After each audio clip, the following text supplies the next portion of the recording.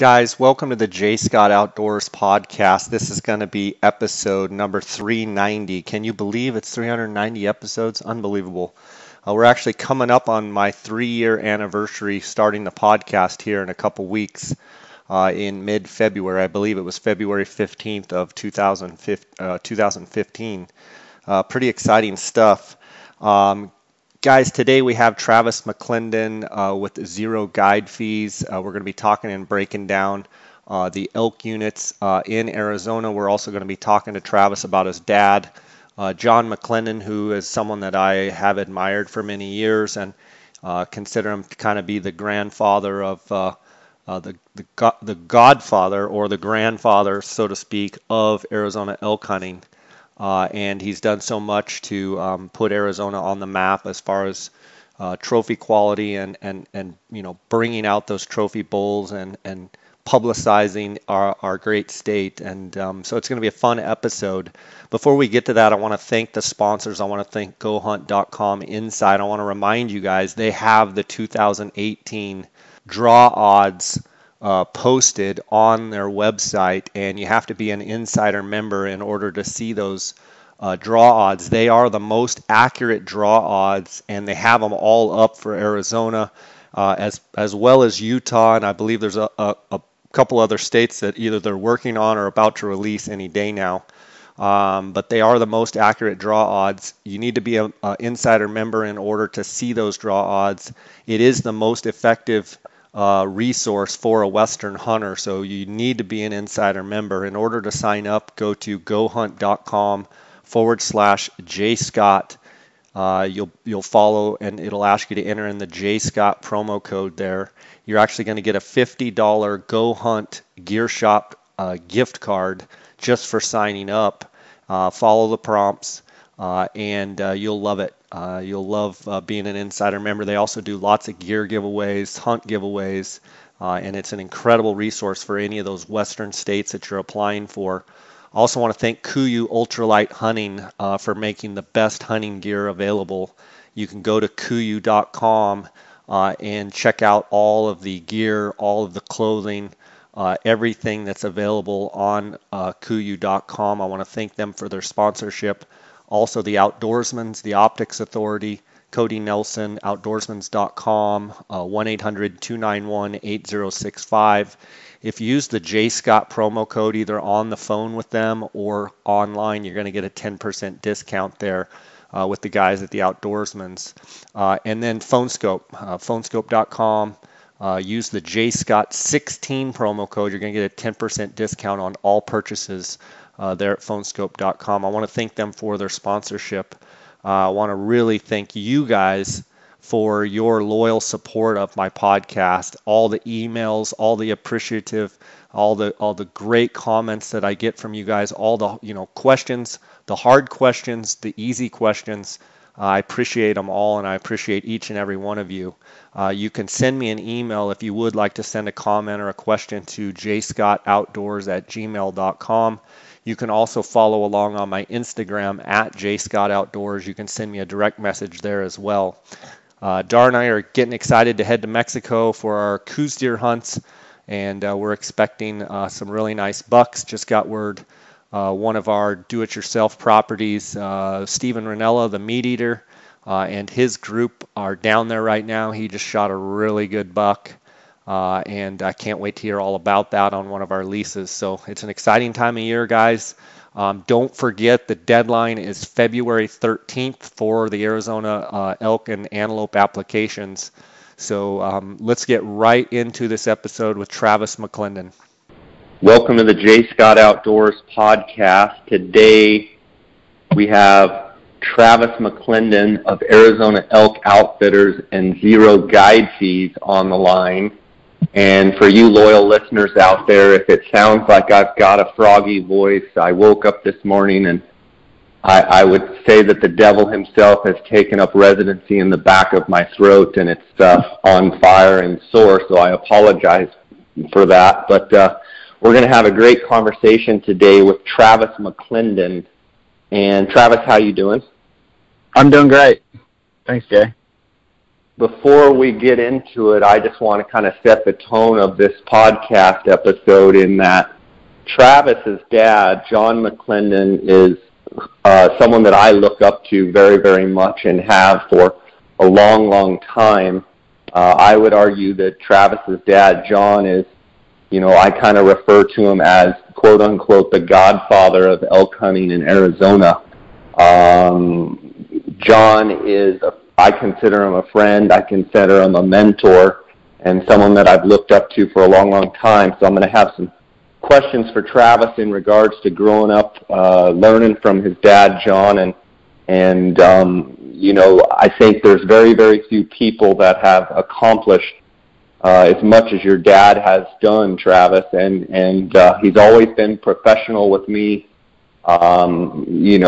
He's getting up into, I think, his early 70s, and he still has that mindset of, eat, sleep, and kill, and he's constantly, running his trail cameras, and he's scouting, and he's always looking for a big buck or a big bull or something, and I love that about your dad. I love how much that he loves the hunt. He loves the guide. He loves trying to figure out these giant animals and giant elk. And today we're going to talk about, with the Arizona elk applications coming out here, the draw deadline is, I believe, around the 14th of February. It's that Tuesday. And I want to pick your brain, Travis, on a bunch of different issues. But first of all, thanks for coming on. I'm looking forward to having you on here, and I'd like to ask you some questions about what's it like to be the son of John McClendon. Well, thanks for having me. I appreciate it. I listen to your podcast quite a bit, and you do a great job, so I'm honored to be on your program for sure. Well, it's been a pretty awesome ride. I think, my dad getting me involved when I was 10 years old into the hunting. I know he was super excited. I'll never forget when he came home, very excited, very pumped in the middle of the night, woke us up, took us out to the truck, and he had this 270-inch 6x6 in the back of his truck. And, of course, we thought it was the bee's knees. I mean, it was like the biggest thing we'd ever seen, and we just thought that was the best thing ever, and how great of hunter my dad was. And for me, that's where it started. And he, it started me going, man, I want to do that when I grow up. And so he started hunting in New Mexico and more in Arizona. And he entered a decade where it was just getting good in Arizona. The herds were getting better, the bulls were getting bigger, and he just hit it right as far as that goes. But my dad has always been, a straight shooter. My dad's always been somebody who, is very concerned with doing it right. My dad's been somebody who wanted to do things the right way, the best way, and give it his all. He did it, he's never done anything halfway. And, he's really passed that on to his kids. And that's one thing that I can say about my dad, is that he is, if he does it full out. He wants to be the best at it, and he has drive and determination that he really passed on to us. So it was fun. It was fun being on his journey, on his ride. I remember took him to New Mexico when back then you could just buy the tag over the counter and go archery elk hunt. And I remember when I was very little, he shot a giant elk. Of course, it was 375 inches. And we thought, it was a state record at the time. So that's what I remember about my dad, being just totally involved and totally surrounded and consumed with hunting. And that really led to me and my brother doing the exact same thing. Yeah, for sure. I mean, one thing, that I admire, of many things that I admire about him, is his focus. And, there's been several bulls that I can think of where he's told me the stories himself, and then you hear, legendary stories of your dad where he gets focused on one bull, and he will, either with a client or with himself, they will be hunting one bull in Unit 9 or Unit 10 or wherever it may be, and that's the bull they're hunting. and he may, be out all night listening at bulls in the dark, and there may be other bulls that are great bulls, and he gets focused and, gets really honed in and focused on one bull, and it's been fun to watch. It's been fun to watch him and hear stories. We have a mutual friend, Monty Parsons, up there in Unit 9 and up there in Tucson, and he tells me stories of hanging around with your dad and how, single-minded, how single-focused, how he can, get on one particular bull and like one-track mind. Have you seen that, or having seen that firsthand yourself, where do you think that determination and focus on, trying to harvest one particular animal comes from, and what have you learned from that?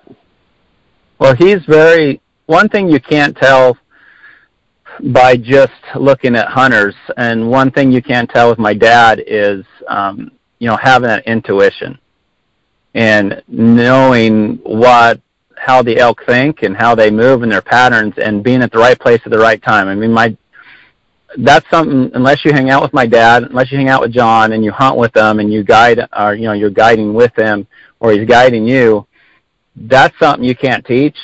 And I don't know, but he is like crazy good at intuition, like knowing what a big bull's going to do, where he's going to be, or he's going to be the next day or that night, or where he's going to be over the summertime compared to the wintertime, and being in the right area. I mean, he's had a knack for that since I've ever been around him. And I don't know how you learn that. I just think it's something that you being out in the field. So that's one thing that a lot of people don't see about my dad, is that his intuition's unbelievable. And that's how he's killed. And, a lot of his clients have been on some really great elk in the past, is because of that intuition and knowing their patterns and just getting it right over a period of time. And yeah, he's very locked in on certain bulls. I mean, he's, once he gets he drew a Unit 9 tag a couple of years ago and went home without a bull, waited 15 years to draw it, didn't kill an elk because he was after one particular bull, and it was either that bull or go home. And I think when you get to that level of what you've harvested in the past and where you've been, he's like, he's trophy hunter all the way. It's either this bull or I'm going to go home without, and he actually means it. We take out guys all the time who say, oh, I'm okay to go home without an elk on this hunt, but they get down on the day 6 or day 7, and now they change their mind, because the realization of them actually going home without anything starts to set in. And, he always says, you can't kill the big one if you're willing to kill the small one. So that's kind of been his motto, and he's passed that on to me. I'm not nearly the trophy hunter my dad is. If I have a bull at 40 yards broadside and he's a really nice bull that look good on the wall, I'm pulling the trigger, or I'm shooting him with my bow. He's not like that. He's totally cool and okay with going home without. And I think that distinguishes a lot of guys from being, a trophy hunter. There's a true trophy hunter presence or a spirit about him that he's always had, and he's always wanted to up his game and get one better. Absolutely. I've seen it firsthand. I've witnessed his intensity and just seen his persistence, and it's awesome. Having grown up with that mentality, were there times growing up where maybe you were like, come on, Dad, let's just go hunt this bull, or let's go hunt this buck? Like, why don't you just shoot that one? I mean, can you think of any specific times where you liked, on a deer or on a bull or something, where you're just like, come on, Dad, this is a good buck. Don't you want to shoot it? And he's just so focused on something else. Well, yeah, just a couple years ago, he drew the strip tag in 2014 on the Arizona Strip there in 13B, had an archery tag, and we had some history with the buck that we tried to kill the year before with one of his clients.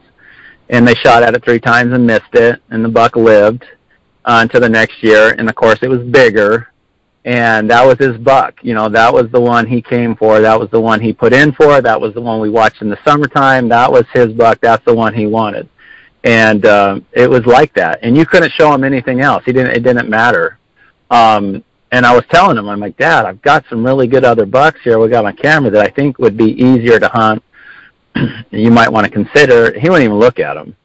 He's like, well, let's just see what happens. Let's just see what happens. And on the third, I think on the second or third day, we found out that the buck that he wanted got shot by another hunter. And only at that time and at that point would he, relent and then say, okay, what else do you got for me? What else can I hunt? Where else can I go? If that wouldn't have happened, he would have hunted that deer until it was either dead or the season was over. When he hunted the strip, you talk about endurance and patience and will.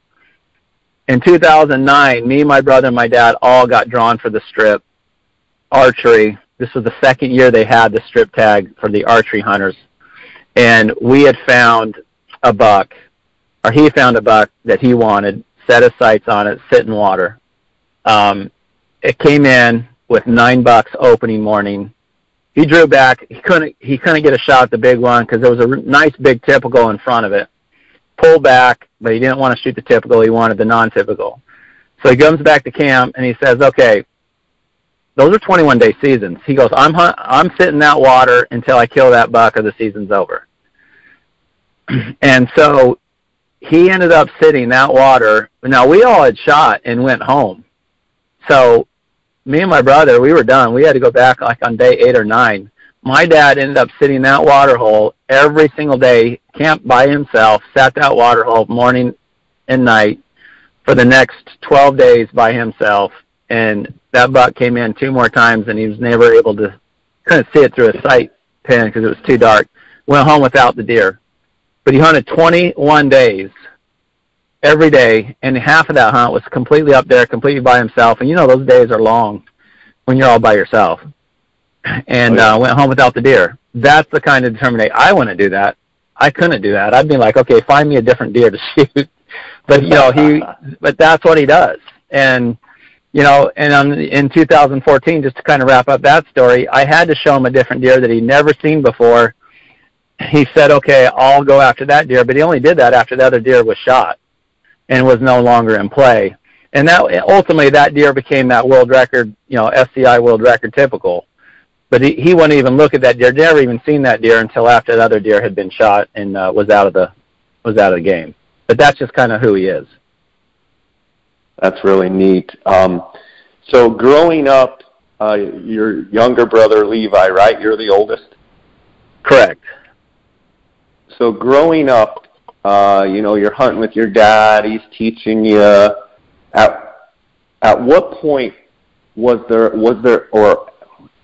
a point where you said, hey, Dad, I want to do this my way? Or was there ever a time when you got, to a certain age or a certain hunt that you can remember where because I'm sure you took a lot of direction from him, not only out of respect, but just out of, he's your dad.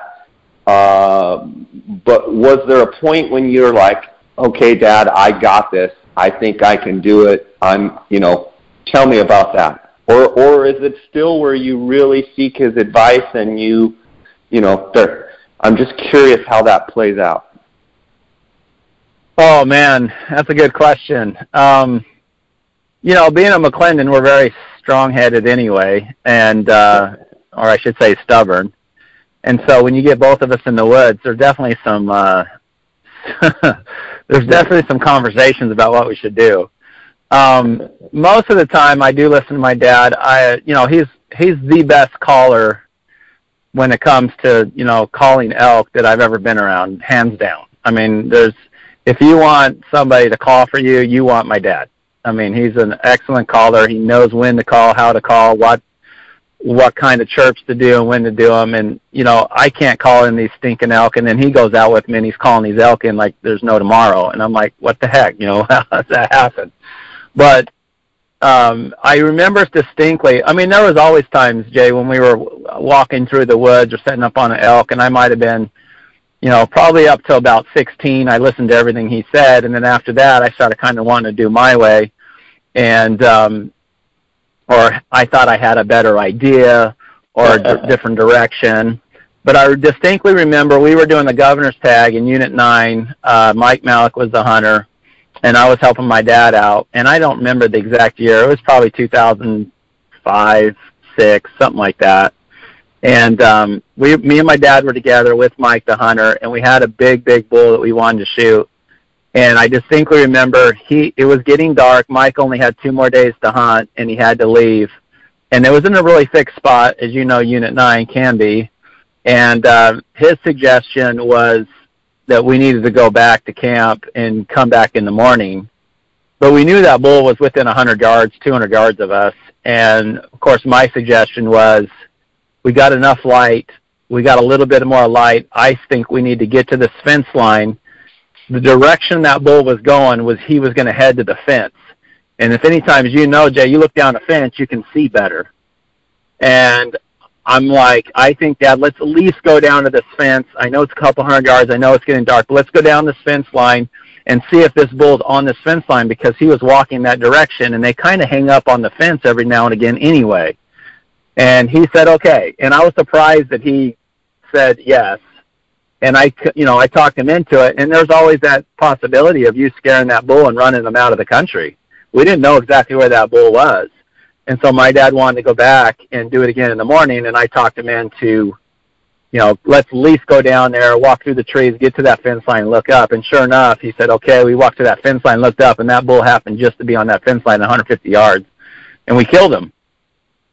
And that was kind of the moment where he, I think, started understanding that, we both have ideas and they're both good, and sometimes one's not right and sometimes one's not wrong. And sometimes they both can be right or both can be wrong. But that was the moment I remember where he started trusting me and what I was doing. And that was neat for me.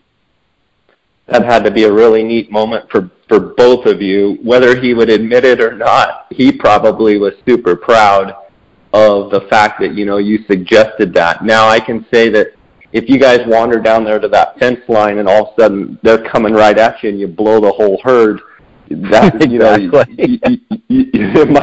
the outcome of the story might have been different, but I'm sure it was a proud moment for both of you where, in essence, with grasshopper, when you snatch the pebble from my hand, it's time for you to leave type of thing. You've earned your stripes, you've figured it out. I'm sure he was proud of that for sure. Awesome. It's really cool to hear you tell the stories about your dad, and I keep meaning to have your dad on. We've tried several times, and we're just I'm bound and determined to get him on, and we've just, our schedules haven't coincided several times and what have you, but I think he would be a great interview as well. We've got the 2018 Elk Regulations have just come out. I want to talk to you, obviously, about your Zero Guide Fees program and about Arizona Elk Outfitters. But before we get into that, want to talk about your history in some of these elk units as a kid, whether it be 9 or 10 or 7 or 8 or whatever unit it may be. And when did you start traipsing around with your dad in these units? And are there any particular moments that you can remember, specifically in certain units, that any stories you could share about learning these units with your dad? Sure. Yeah. I mean, we, 9 was always my favorite, or I should say my dad's favorite unit to be in. So we just spent a lot of time in Unit 9 when I was younger. And obviously 6A was right behind our house, living there in Cottonwood. We spent a lot of time there and, doing the elk there. And we spent a lot of time on the Kaibab. I mean, my dad was known for elk, but, hunted deer a lot. And, over the years, his clients had killed a lot of good deer. So we spent time up there. But with the elk coming up, we didn't spend a lot of time in Unit 10. I didn't hunt deer over there growing up. The elk weren't as prevalent. I think the first hunt they had in 10 was, 1988 maybe, somewhere in the late 80s. And so the elk weren't over there as much. So we stayed a lot of the 6A, we stayed in, around 7, around Flagstaff, and then up in the, Unit 9 was the unit back then, and it had a lot of nice areas that nobody knew except my dad. And, if anybody knows my dad's like the undercover brother of all time. And, and now the day and age that we're, everybody knows everything, right? I mean, with technology and what's happening, there's no secret spots. And so, but my dad, he had a hard time telling his own son's information because he was afraid we would leak it. So, but growing up, I mean, those were the good units that we hunted. And, in the 80s when the first raffle guy was taken off, and my dad and Mike Whalen, took the raffle guy, they took him to Unit 9 and shot that, it was like 412 or 414 bull. That kind of really sealed the deal for Unit 9 and me. And I know they started trying to get in the video, and I was used. They were doing North Star Productions, and they started really doing videos hard and heavy in the late 80s and early 90s. And, of course, they used me as the pack mule. I would go and, back then you'd have the ginormous tripods and the big beta cams that you put on your shoulder, and then you had to carry the battery pack around. And so I was good use for that. So that was kind of my job, is to carry the camera equipment around. Well, I'm sure you have, you learned a lot by following those two around with the experience that they have, but it's amazing to see the technology and, the big tripods and the big cameras, and now to see the technology of the lightweight tripods and, some of these small cameras that shoot in 4K. It's amazing. In, not that long of a time period, we're talking 20 years, maybe 25, maybe even 30 years, but that's, in the grand scheme of things, that's not a lot of time, but it's amazing to see how far technology has come with the camera equipment, isn't it? Oh, it's amazing. And it's, it's good. I mean, it started a lot of people off. I mean, I know Doyle Moss has talked to me a lot about, him seeing my dad in the videos and his guiding, and that's really inspired him to start his, guiding and hunting and videoing and stuff like that. So I think my dad has been a good representation of guiding elk in Arizona and how to do it. And I think he was the godfather. I think he still guides. He guided this, he's still out there doing it. He's still running the cameras and still loves it. It's a passion for him. He likes to video things, and, I don't think he'll ever want to stop. He tells me every year he's going to quit guiding, and then every year he ends up going out there. So I don't think he can ever really retire unless he's in a wheelchair. Yeah. The other thing, too, is he's pretty sneaky. He's kind of a techie, to be honest with you. You would think he's kind of, he's definitely old school in mentality, but I hear that he knows ins and outs of iPhones and Google Earth and all, knows trail cameras inside and out. And isn't he a little bit of a sneaky techie guy? Totally. And a lot of that has to do with his sons, especially my brother. My brother's the tech guru, and so anything that new comes out that's innovative, that's going to, make hunting easier, we pass that on to him, and then we teach him how to do it, and he picks it up pretty quick.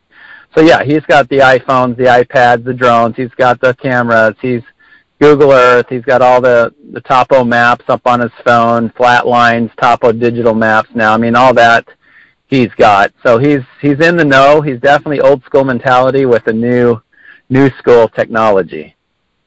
For sure. Let's talk specific elk units. Obviously, talk about the conditions as far as we're in a severe drought. Anybody that's listening to this podcast needs to know, like here in Phoenix, I think we've been 120 some days without moisture. Saw something that was like third driest ever on record.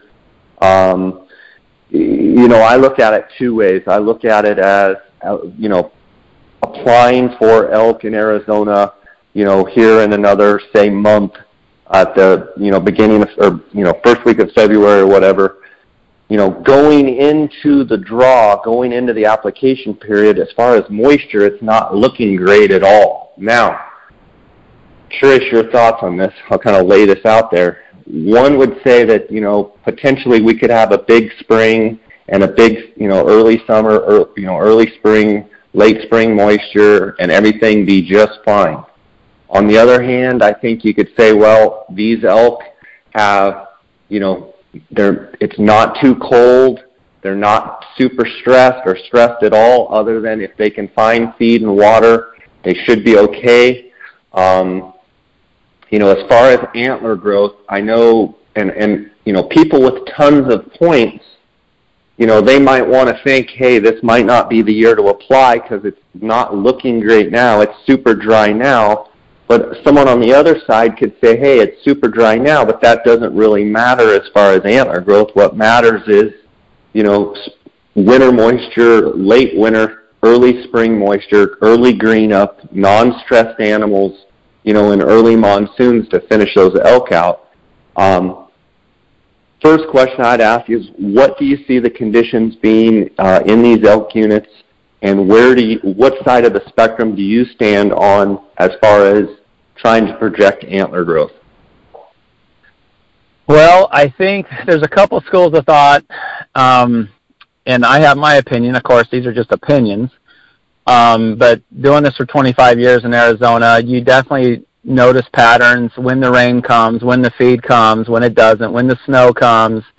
I remember several years ago we had in Flagstaff snow up to the rooftops of houses. We set records like crazy, and everybody thought that the antler growth was just going to be crazy good for the spring, and it was average.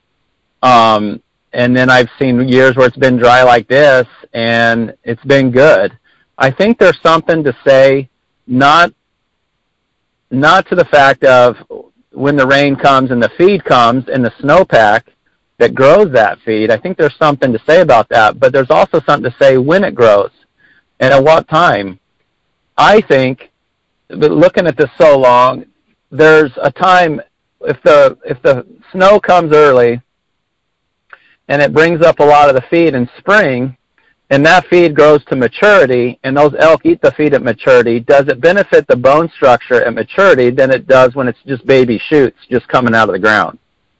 And I think there's a difference of when the feed grows, where it really benefits the elk and the antlers, compared to when the feed's already there, or maybe in the maturity that doesn't benefit the animals as much, especially when it comes to deer and elk. Because I've seen it where, like I said, it snowed a bunch and the antlers were average, and I've seen it where it's been dry and the antlers have been really good. And so I'm at the school of thought that I wouldn't worry about the moisture right now with the snow. I think it's more important when the rain comes and the feed grows to when the elk eat the feed that they're eating, at what time that feed is growing, at what levels or what stages that feed is. So I'm not too concerned at this point. Do I always want to err on having too much moisture? Absolutely. I mean, if we're going to throw, if we want moisture, let's get as much snow in here as we can. Let's get that snowpack, which makes for better long-term spring feed for the elk. But if we're not going to have a lot of moisture, I think we're still okay. My suggestion is everybody, with point guard now, buy your point guard. Get your point guard in place, buy it. It's $5. Get the point guard.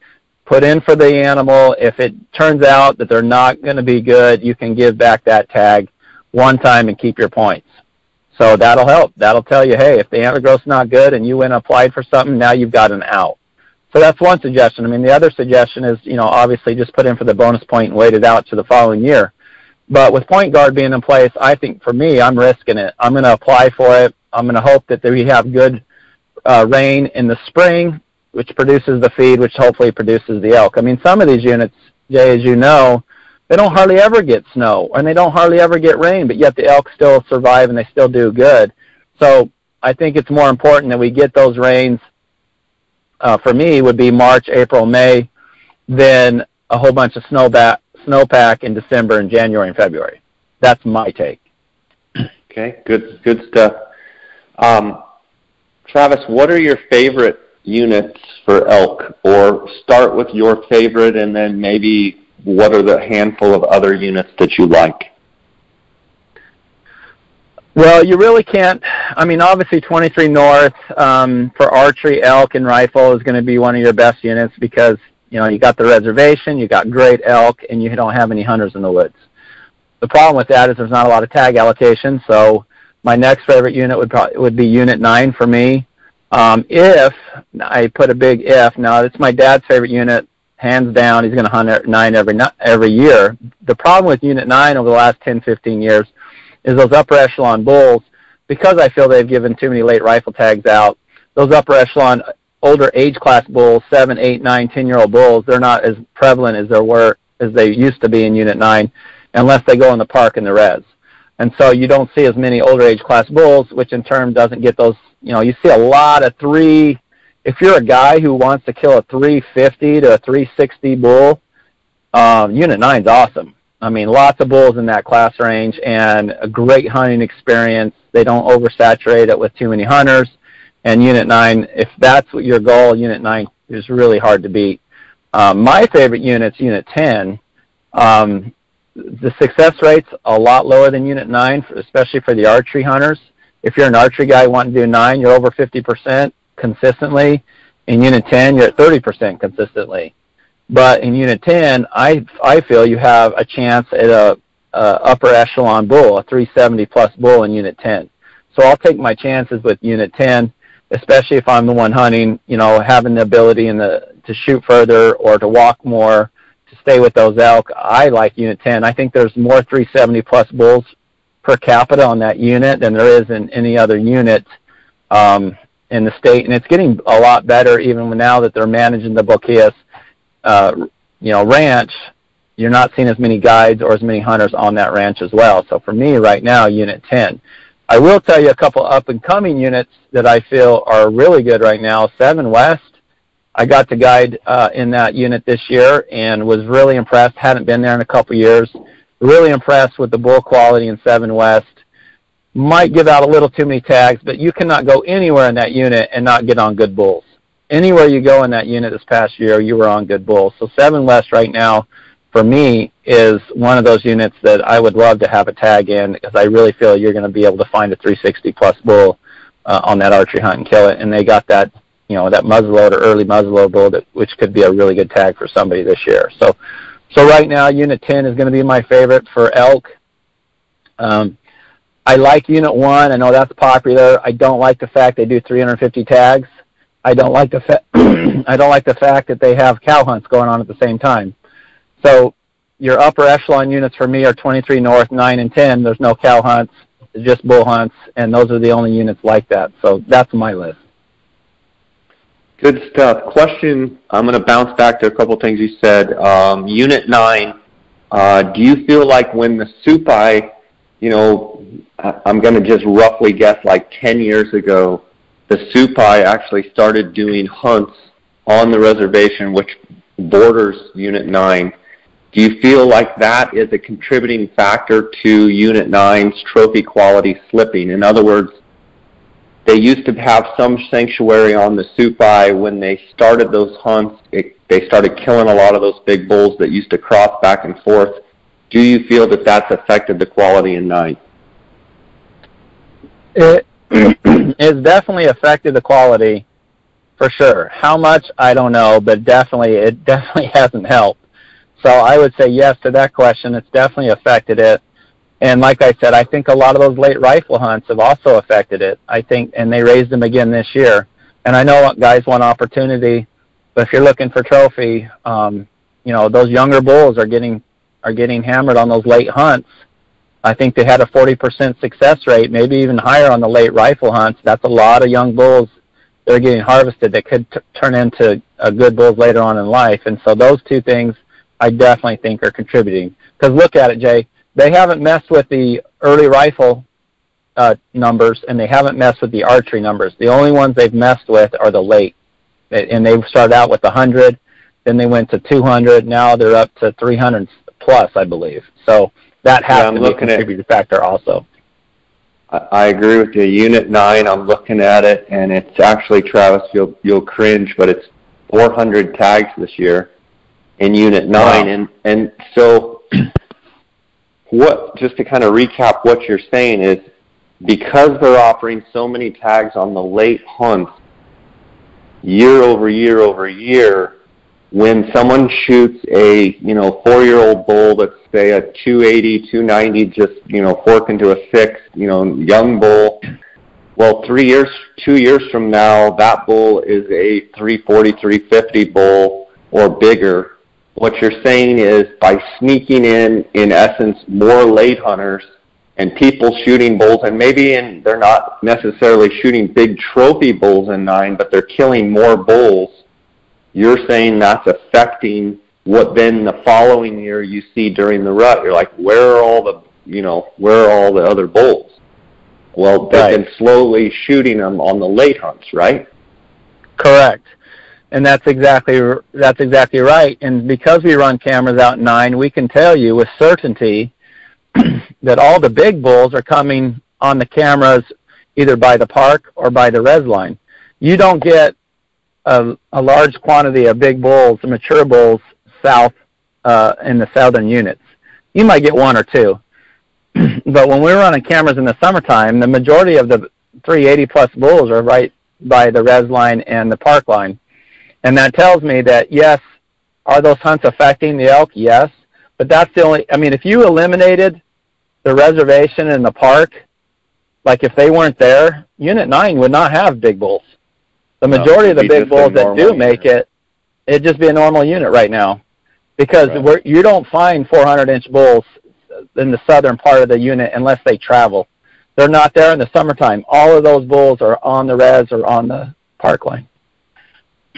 And wouldn't you also agree, Travis, having been going there since you were a kid, and, I know your dad used to find some big bulls in the middle of the unit, in the southern end of the unit, on all tips of the unit, whereas, it used to be a pretty big place that without Google Earth, without a lot of some of the technology that we have now, where your dad knew these little honey holes and what have you, like you said before, there's really no secrets out there. And so you're kind of limited to chasing those biggest bulls that have the sanctuary areas, with the park and with the res and such. Whereas, 20 years ago when you used to go out there with your dad, you guys probably found big bulls, right out in the middle of the unit or in the southern part of the unit because they could hide. Now there's no hiding. They have to seek sanctuary in places where there's no hunting. Correct. Absolutely. You can't go to the Dog Knobs and find giant bulls, not unless they moved in for the rut. You don't find them, in the southern part of that at all. They're all in the summertime. 95% of them. You'll find 1 or 2. There's always an exception to the rule, but 90% of them are on that northern. And it's like that with every unit in the state, really. If you think about all the high-quality units that Arizona is providing big trophy bulls in it, they all border reservations. Unit 1, 27, 3A3C, 9, 10. They have some kind of sanctuary that keeps them 23 north and south. There's some kind of sanctuary that keeps the older age class bulls. And, I think without those, Jade, you would have to, if you want to stay a state that provides trophy quality elk, you would have to limit it even more like Utah does if you didn't have the reservations to do it for us. Yeah, that's a good point. Let's talk about Unit 10 a little bit. Your favorite unit.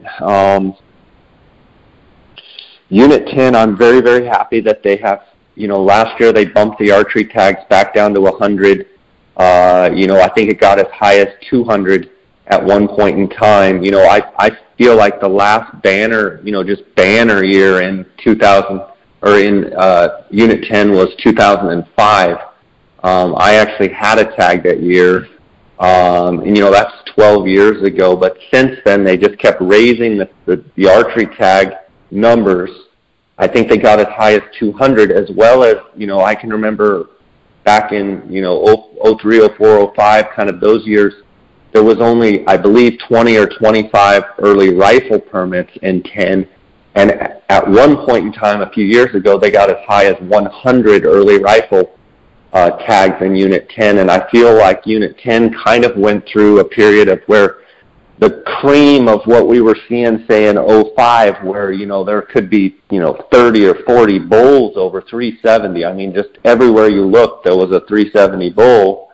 and they really took that cream off by, I think, one, adding a bunch of archery tags, a bunch of late tags, but I think the thing that really killed it for a while was, having 100 early bull tags. Now, you talked about Unit 10 and, that there's more 370 bulls per acre, or so to speak, in Unit 10. I would agree with you, but don't you think that's from the vast size of Unit 10 that there'll always be a big bull or two because of how big the unit is and how there's so many thick areas?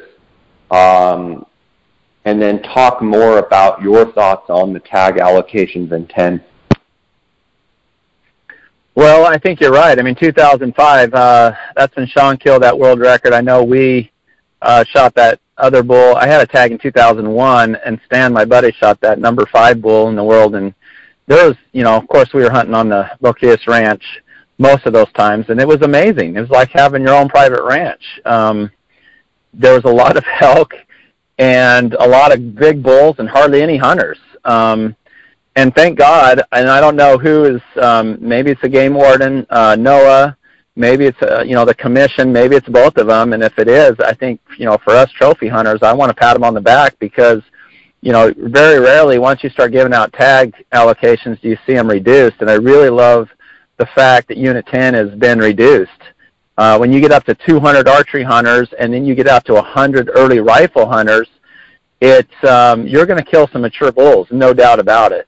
But that's only going to last for a little while before you start, you start making all those bulls go away because you killed them all. So, in my opinion, reducing it back to 100, getting the early rifle tag down to 40, and I think they even reduced the late tags in there this year too, which I think is awesome. 350, I think it was as high as 500. It's back to 350. Yeah. Do you agree that Unit 10, if they keep it like this for another year or two, I mean, we may have a chance to see some of that presence of the Unit 10 that you and I love and grew up, cut our teeth on, yes. Just unbelievable. I really think that if they can keep it where it's at for a year or two, and if drought doesn't wipe us out, we have a chance to get Unit 10 back to being pretty unbelievable. I totally agree, and a couple factors have had an influence on it. Number one, obviously the tag allocation has been awesome, and to tell you the truth, I know that the ranch is charging, and I talk about the ranch because it's pretty much half the unit. I mean, it's almost 800,000 acres, and there's some really good hunting off the ranch. 10 is huge. You're absolutely right. I mean, it's the biggest. I think it's the biggest unit in the state. Has lots of area those bulls can hide. For sure, that's one of the positive things about 10, but it's also one of the reasons it's 30% success, too, on the archery hunts. It's lower, but you have a chance at a bigger bull because more of them live, and they get older age class. You still have a reservation there, which is nice, that there's a little bit of a sanctuary on that side, and it's a big enough unit that they can hide. What I love about what they're doing about the ranch is, they're making these outfitters come up with a liability insurance policy to get on the ranch. And they're charging them $500. Now, do I like regulations where I have to pay $500? No. But what I do like about it is the fact you do have to pay $500. And that keeps a lot of the outfitters and a lot of the hunters. And besides, you can't hunt water on the ranch, and you can't put up trail cameras. And guys don't want to pay a trespass fee on the ranch. So, which is fine with me. You're almost creating a sub-unit within the unit. And so you can hunt off the ranch, which gives you a lot of land to hunt, or you can hunt in the sub-unit, Unit 10, which I call Boquillas, and, it's coming back. I mean, I hunted it this year, Jay, with my clients, and you cannot believe all the multiple chances we had at 380-plus bulls. And I know that has to do with the antler growth was good, but it was also, there was no one on the ranch. And last year there was no one on the ranch compared to the years before. So for the last 3 years, we're seeing less and less hunting pressure. Now they've reduced the tag allocation, and now you're getting a really good hunting experience on that ranch. Not too many hunters, quality bulls, and you're not getting overrun with guys running off your elk. So I do think it's coming back. If they can keep this up, I think Unit 10 is the unit to be in for big bulls.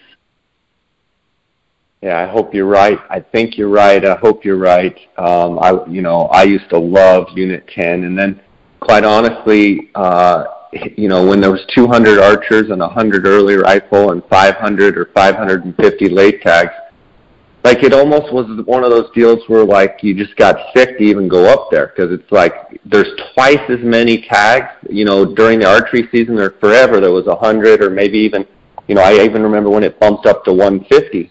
But you get 200 archers running around, and then before they made the regulations on the boquillas, every group of hunter has 10 guys helping them. Well, now with limiting the amount of people that can help, they each have to pay.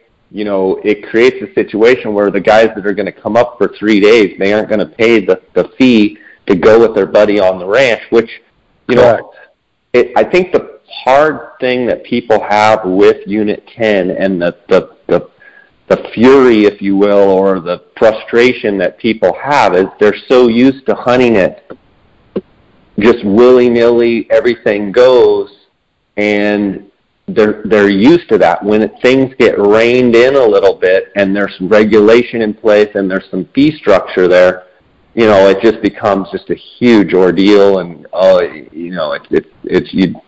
it's still an unbelievable place. And the way I look at it, the fee that is charged, you get so much in return that the fee in my mind is nominal. Now I'm sure I'll get hate mail for that, but that's the way I feel. I feel like it's such an unbelievable place, and yes, it is checkerboarded, but the majority of it is private land. We should be happy that we can pay a fee and still access the ranch. Well, think about this. I mean, the reality is also, Jay, is that they're splitting up. The guys that don't want to go on the ranch hunt the other half of the unit, and the guys who want to go on the ranch hunt that unit. So now you have these subunits, and nobody oversteps each other, and it works out for both people. The guys who don't want to go on the ranch aren't pressured by the guys who do want to go on the ranch, and vice versa. So in my opinion, it's working out really nice if they can keep this the way it is as far as the number of guys going on the ranch, because now you're not seeing too many hunters in one place, and that's the whole goal of this, because there is good bulls in Unit 10 almost anywhere you'd want to go, and now you don't have guys walking on each other, and for that I'm thankful for it. And because I outfit, I'll gladly pay the $500 and go on there if I don't have the hunting pressure, because it's worth it to me as an outfitter. Yeah. Let's talk a little bit about, we've talked about trophy units, and I'm sure you get a lot of the questions that I get as well. Guys that are in the middle, they're non-residents, and they're kind of in the middle. They're in that, 5, 6, 7, 8, 9, 10-point range. They're kind of in, quote unquote no man's land, meaning they don't have very much chance to draw the 23s, the 9s, the 10s, even the 7 West or the 8s, but they're in that, 6, 7, 8 range, and the guy that's truly saying, hey, I just want an elk hunt. I just want a good hunt where I can kill a, 300 to 320 inch bull. Are there any units in the mid-tier that jump out at you that you would say, hey, these are pretty good units for what you're getting? Well, I think Unit 8 is one of those units. It's had a good history. It gets knocked a little bit because of there's a lot of vacationers that go up there on the weekends that can mess your hunt up. There's a high number of cow hunts, which I wish they wouldn't do at the same time. And Unit 8's not a very big unit, but it doesn't take a lot of points to draw Unit 8, and I think you can kill a really nice bull. Last couple of years, it's been very good. Very solid 350-plus bulls. You don't need the bonus points you need in Unit 9 and 10 and 1. So that would be one on my list that sticks out.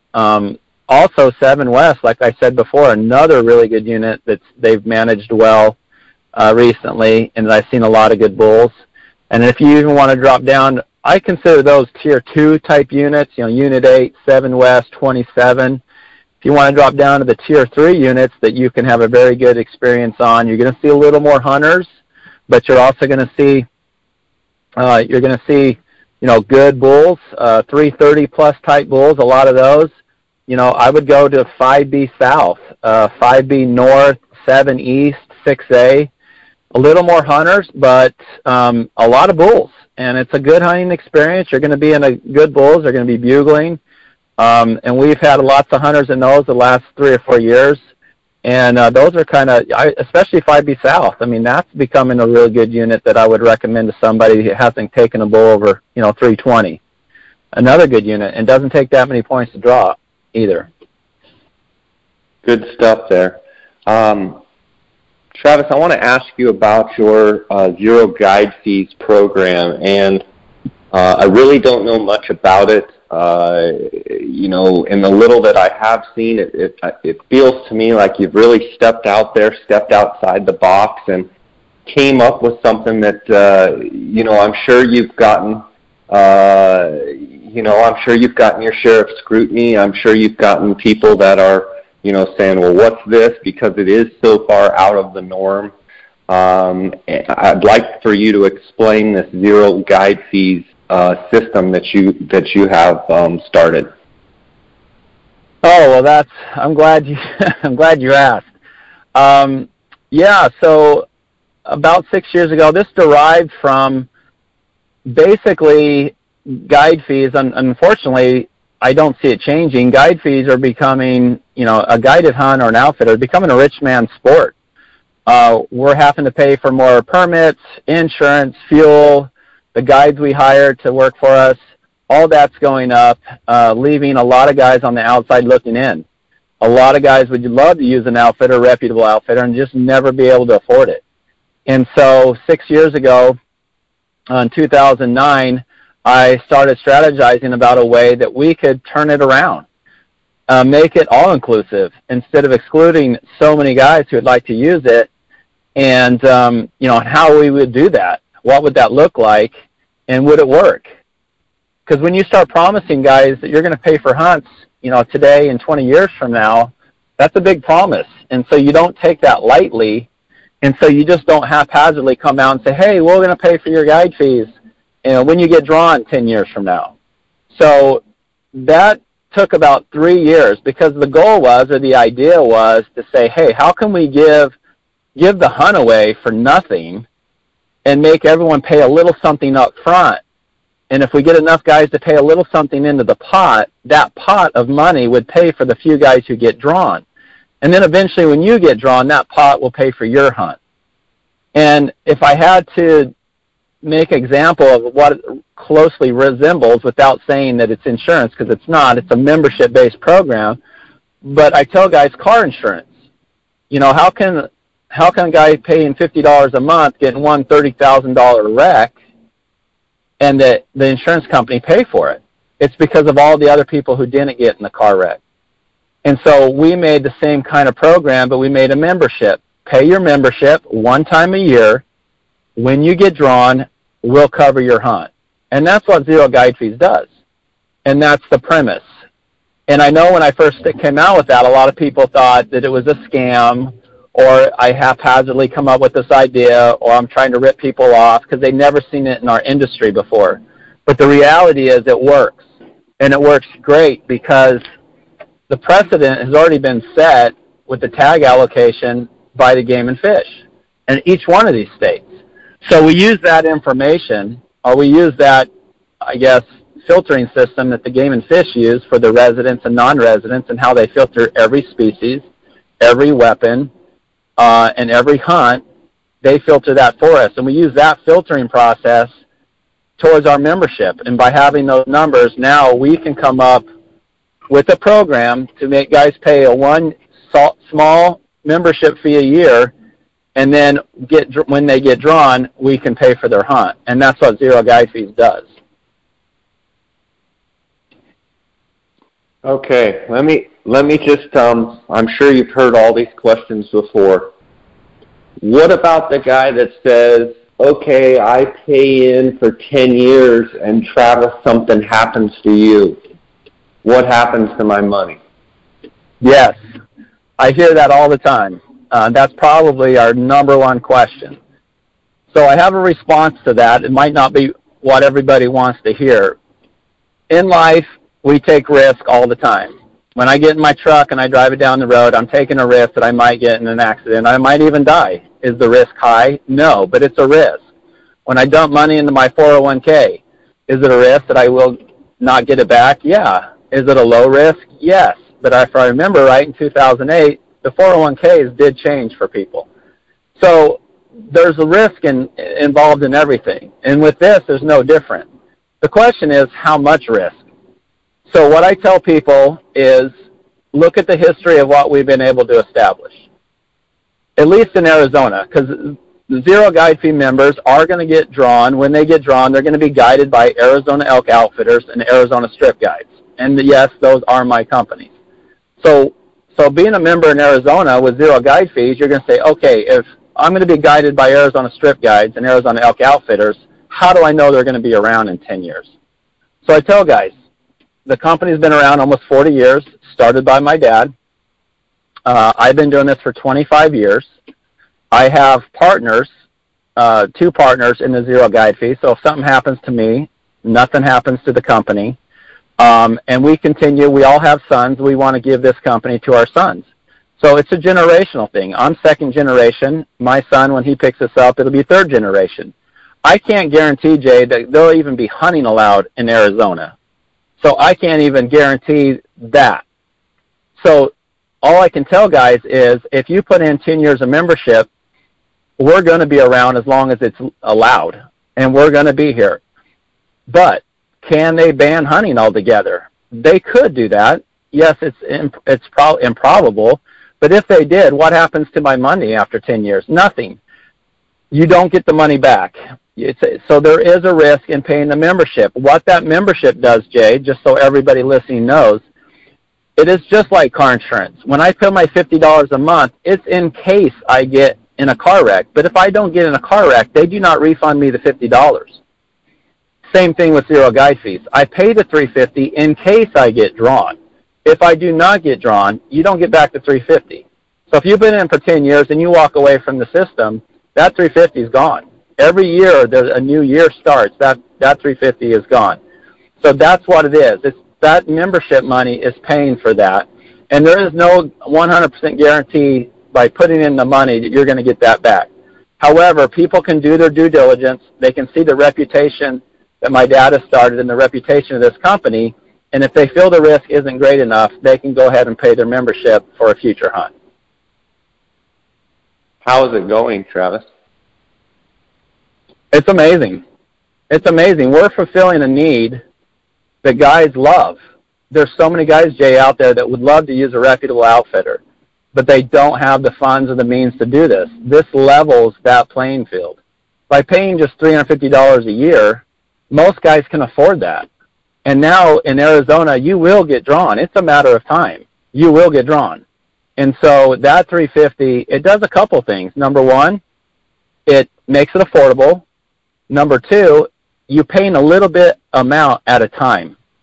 Instead of getting drawn and looking for an outfitter, as we know, outfitter fees are going to continue to go up. So if I get drawn in 5 years, all of a sudden I'm looking for an outfitter. Now I'm going to go find out how much the outfitter fees are. And they're going to be expensive, and I'm going to have to pay all at once up front. Well, what zero guide fees does is it allows guys to pay a little bit of money over time. So it really becomes recession-proof. It doesn't matter if your lifestyle changes down the road, or if you lose your job, or if the economy sucks, or you got to put money toward your kid's college, and that money was going to be used for your outfitted hunt when you drew Unit 9. Now you don't have to worry about that because zero guide fees is covering you in the future. So it doesn't matter what your economic social status looks like moving forward, we got you covered. So it's fulfilling a need that needs to be out there. And guys are really attaching to it, and guys are really liking it once they figure it out. Now, there is a difference between, when I say $350, and I want to be clear, there is a difference between residents and non-residents, and that might be one of your questions coming down the road, but the fee structure and how we filter residents compared to non-residents is different. I assume that came from a statistical look of, if you do it with residents, they have a much better chance to draw than a non-resident. So I'm sure you had to structure the fee differently? Exactly right. So at first we did not plan to do this for residents. It was only for non-residents because, as you know, at the state, 10% goes to non-residents, and they cap it at the state level, and we use that cap for our actuary. But we had such a high demand that residents wanted to use this, we had to come up with a policy or a program that would work for them as well, but yet protect ourselves. As you know, if I promise a bunch of hunts to a bunch of residents to get drawn all at once, I would bankrupt myself. And therefore, when I started Zero Guide Fees, everybody thought I was crazy. But since I started Zero Guide Fees, there's 2 other companies copying us, and there's other companies, other states that are doing this as well. But getting back to the residents, so yes, so 90% of the residents can definitely be drawn. So how we do it is we cut the membership in half. So instead of being $350 like non-residents, it's $175. So there's a discount for residents right there. Then when they go to enroll, they're going to get a 50 to 100% discount off their hunt. So it's unlike non-residents. So non-residents get 100% off their hunt. Doesn't matter how many points they have. They pay $350. They're going to get a fully outfitted hunt on Zero Guide Fees. Residents, however, pay $175, and they're going to get 50 to 100% off of their hunt, depending on how many bonus points they have for the species that they want to be covered for. So that's the difference. So, for example, if you want to hunt the strip or the kaibab for, well, let's keep it for elk since we're talking about elk. Let's say you want to hunt early rifle 10 elk, and you have 6 points. The system recognizes that you have 6 points and is going to give you a 100% discount on your hunt. So we're going to give you a 7-day hunt 100% because you have 6 points. However, if you went in and did that same unit and you had 20 points, now you're going to get 50% discounted off your hunt. Therefore, you're going to have to put a little skin in the game to cover your hunt because you had so many points because you knew you were going to draw right away. And that protects us on the... You have to kind of guard your business that if you had a bunch of points and were almost guaranteed a tag, that you wouldn't... People would take advantage and just apply because they know they're going to draw. They pay the $175 or the $350, and they know they're getting a tag. The $350 would be the non-resident. They're going to get guided regardless. But the non-resident that has a bunch of points, they're going to pay half of the guide fee. If they have a 50% discount. Correct. So. Exactly. So they're going to choose, they get to choose when their benefit comes up or when they get drawn, they can choose from a 5-day fully outfitted hunt or a 7-day guide-only hunt. I value that around $4,500 to $5,000 in traditional guide fees. For example, Willie Bloomquist hunted with us this year. He used to play for the Diamondbacks. You might have heard of him. He only had 2 points, signed up for $175 as an Arizona resident, put in Unit 10, got drawn right away, paid $175, and we covered his hunt fully outfitted because he only had 2 points. If he had had 20 points, we would have covered his hunt. He would have had to pay $3,000 towards his hunt, and we would give him, we value that hunt at $5,000 to $6,000. He'd have to pay anywhere from $2,500 to $3,000 towards his hunt. Still a great deal, right? You still get 7 days with a reputable outfitter on an early rifle hunt for less than $3,000, still a great deal, but it's not 100% off. So it just depends on where you're at with the bonus points will determine what your discount will be. And you're exactly right, Jay. That covers my company on the back end because we're dealing with 90% of the residents. If they all had lots of points they all could put in and they all could draw all at once, I would flip the bill for all of them. This way it protects me a little bit on the back end that they have to put a little skin in the game so at least I can afford to do their hunts, especially if they have a lot of points. But it still saves them. I mean, the nice thing about the program is if you don't want to pay retail for a guided hunt, this saves you anywhere from 50 to 100% off your hunts by paying $170. All you do is pay $175 a year, and now you're covered up to some point. the biggest question I get from residents is, how do I know what my discount is? How do I know what my discount is? That's my biggest question. So we're revamping the website. It'll be done in about 6 days from now. You'll be able to go on there, click on the state, click on the species, click on the weapon. You'll be able to tell me how many points you have. And when you do that, it'll tell you the discount in each unit that you qualify for. So we only list certain units that we want to hunt in. Those units that you qualify for, what we call qualification, those units that we want to hunt in, like 10 and 9 and 1 and 27, the discount amount will be on each one of those units. So now the resident can visually see what his discount is in each unit. If he's to draw any of those units, he'll know what his discount is. And we track all that. When you become a member with us, you're creating an account. And in your account, all this information stays in your account. So you can always go to your account and see exactly what we promised you and what your discount is, so that there's no discrepancies. Okay, one more question. What about the guy that says, well, yeah, you probably get a bunch of guys drawn, and then you've got to get 1 million guides to work for it. Does the quality of your guided hunt experience that you're going to get go down because Travis all of a sudden has to get a bunch of guides to guide for him rather than the normal, smaller time outfit? Like, it seems to me that you would have a bunch of guys drawn for hunts, and you'd have to go get a bunch of guides. Well, and there's always going to be clients out there that want the small outfit that only does very few hunts, and they want that one-on-one attention from the actual owner. There's always going to be those guys on some kind of level who want that. And so that's really not what we're competing against. I think that demand will always be there. What we're doing, and since I came up with this 6 years ago, and we've only started this, we're in our 3rd year. Okay, so we started this, I thought of this thing 6 years ago. For 3 years, we worked on actuaries, worked on the numbers, wanted to make sure we weren't promising things that we couldn't deliver on. And so we're now in our 3rd year. We had 35 guys drawn that were members this year, and they all got quality hunts. They killed some really nice animals. People could go to the website at zeroguidefees.com and see the members' testimonials and how they like their hunt. To answer that question, Jay, is since 6 years now, I've known that we were going to start doing this. So what I've done is started to bring in more guides and more guides. So I have 40 guides, all quality, that work for me right now. I'm capable of doing over 100 hunts without, in my opinion, losing any quality. I'll do 90 hunts this year. My goal with Zero Guide Fees is to do 200 hunts a year through the ZGF membership. So I feel if we can get 2,000 to 3,000 members putting in for Arizona, I'll be able to draw around 5 to 10% of those guys every year and keep it in-house.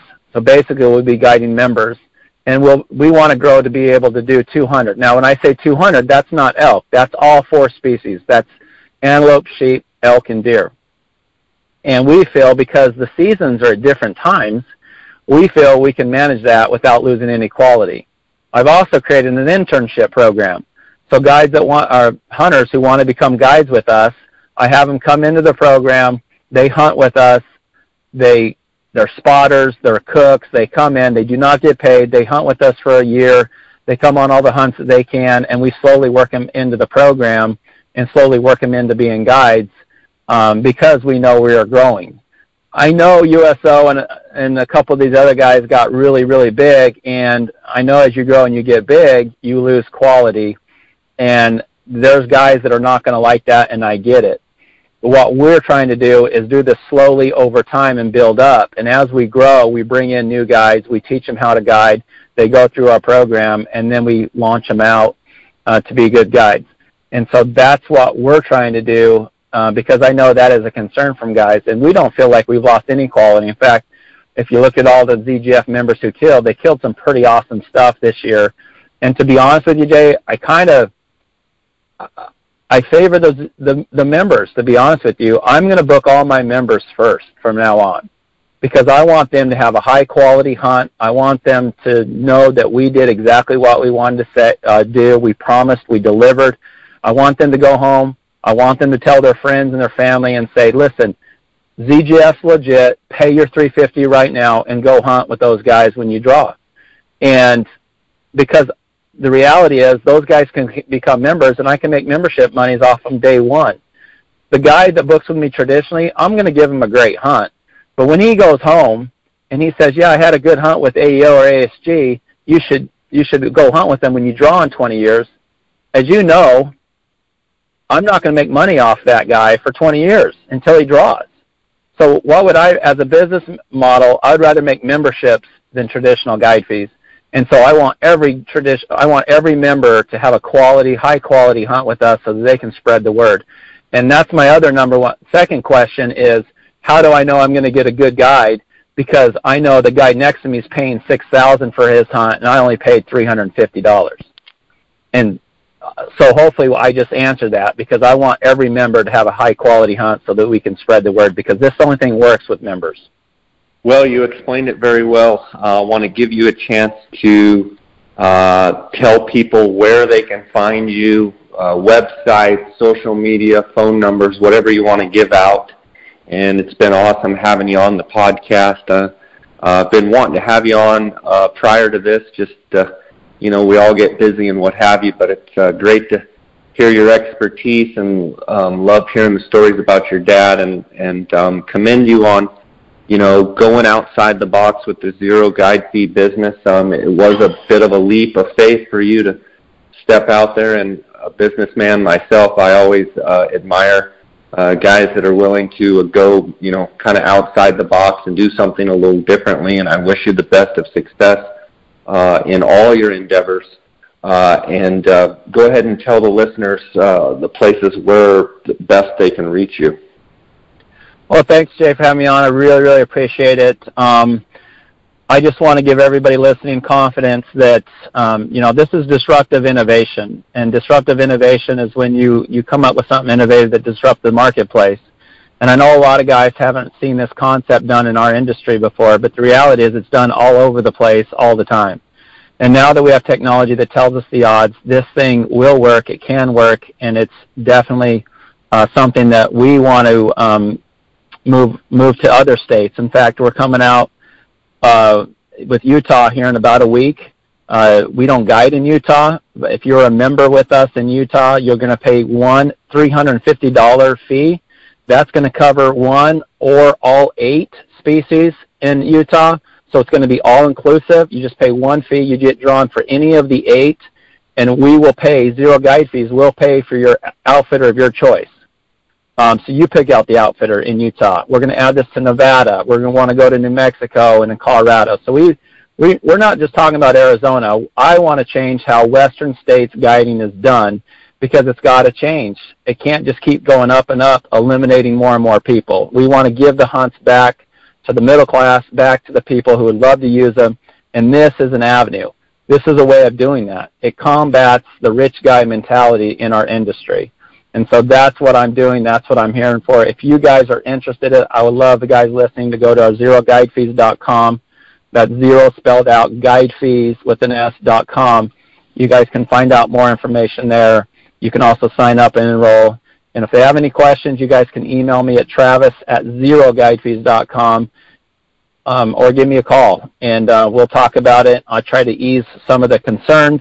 But once I explain the situation and how it works, most guys either love it or they're not going to use it, but the guys who understand it really like it, and they sign up with the confidence of knowing that we're going to be around, we're going to give them a hunt, and we're going to do what we say we're going to do. So I appreciate you having me coming on, Jay. Hopefully that answers a lot of questions, and I would love for you to have my dad on sometime. I think it would be really great. I'm definitely going to do that for sure. It's been a long time coming, and I look forward to that day. And Travis, I really appreciate you spending time with us. God bless you going into the new year, and I'll see you down the road, I'm sure. And thanks for all of your knowledge and passion that you shared today. And wish you the best of success with your business, and can't wait to watch it grow. Thank you, Jay. I appreciate it. Thanks a lot. Take care. Okay, take care. All right, bye.